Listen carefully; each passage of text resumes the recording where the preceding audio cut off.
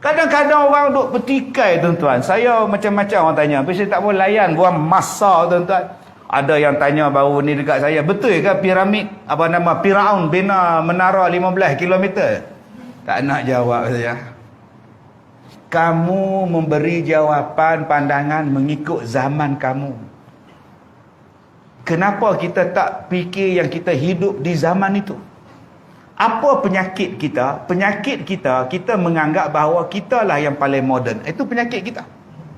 Penyakit orang sekarang ialah menganggap zaman ini zaman paling maju. Itu salah.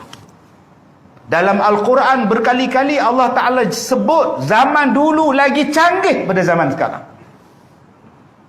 Jangan tuan-tuan duk perasan tuan-tuan awak menara masjid tu paling tinggi tu, paling tinggi. Zaman piramid zaman dulu tak ada. Tak ada aku cakap. Jangan cakap macam itu. Allah Ta'ala sebut, tuan-tuan boleh buka dalam Quran. Kemajuan di zaman dulu lebih kuat, lebih canggih daripada kita. Asyadda minhum quwwah. Kalau tuan-tuan bayangkan yang tuan-tuan sekarang ni paling canggih, itu kesilapan kita. Nak tengok dalil canggih tak canggih zaman dulu, sampai sekarang kita tak boleh beritahu macam mana piramid boleh angkat batu-batu piramid tu, boleh angkat susun. Sampai sekarang tak boleh beritahu. Dan sampai sekarang orang masih berteka-teki batu yang digunakan buat piramid daripada jenis apa? Batu tanah liat ke? Batu diambil daripada sungai tempat lain ke? Dihanyut dalam sungai ke? Siapa yang susun? Sampai sekarang. Punya canggihnya orang dulu buat bangunan, sampai orang sekarang tak tahu macam mana bangunan tu dibina. Bila dah canggih sangat tak tahu dibina, orang zaman sekarang selesaikan masalah dengan cara yang cukup mudah. Alien yang buat. Kita memang tak tahulah sebab FO datang dan mereka lah yang buat. Asyadda minhum quwwah. Orang zaman dulu sangat kuat dan sangat hebat daripada kamu sekarang ni. Sangat kuat dan sangat hebat. Ada tempat yang Allah simpan lagi. Sebab tu Allah kata, ingat suruh berhenti. Astagfirullahalazim. Tanya apa-apa. Baik tuan-tuan. Tak mana tadi ya? Lupa. Terkejut ke Abah Haji. Baik, tuan-tuan, ada benda yang Allah simpan untuk kita cari.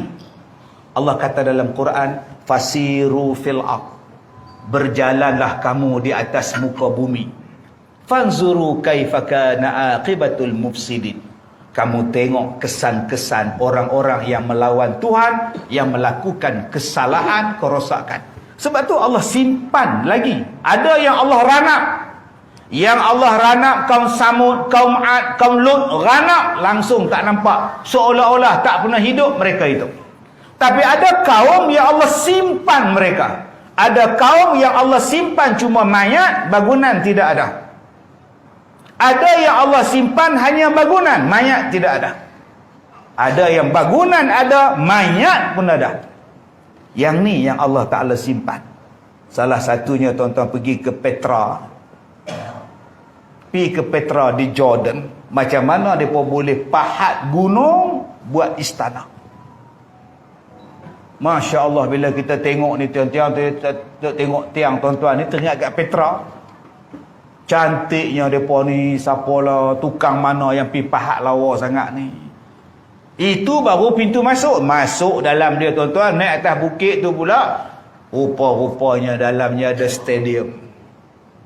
Dalam tu batu gunung ni jadi stadium. Boleh bayang tak zaman kegemilangan dia macam mana?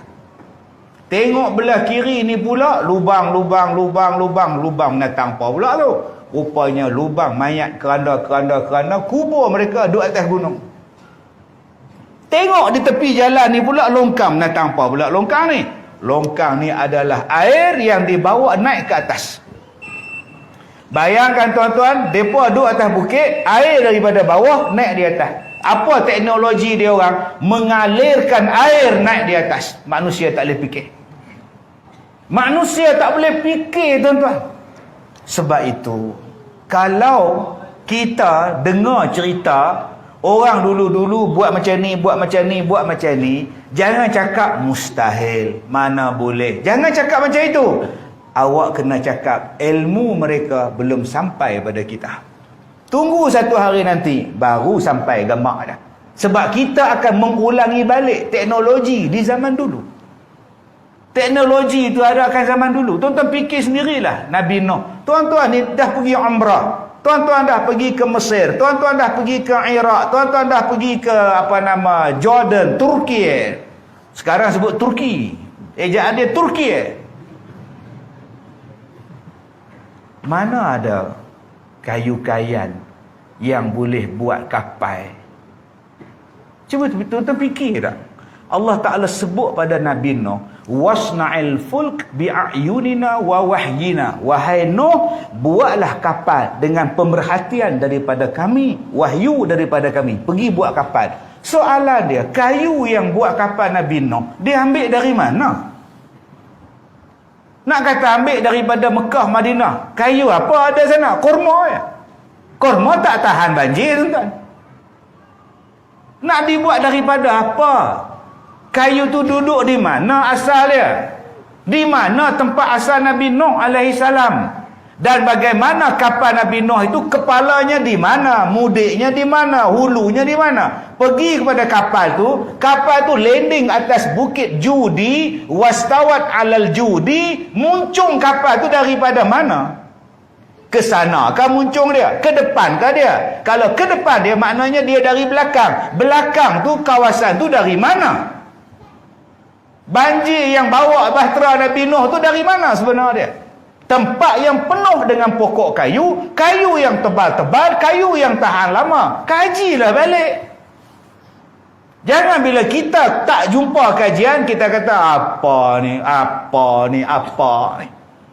Sebab tu dalam kitab-kitab dia membicarakan tentang kaki, tentang batu dan sebagainya.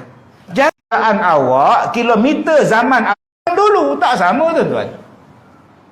Kesilapan kita ialah membayangkan kadar kiraan sekarang dengan kadar sana. Itu silap.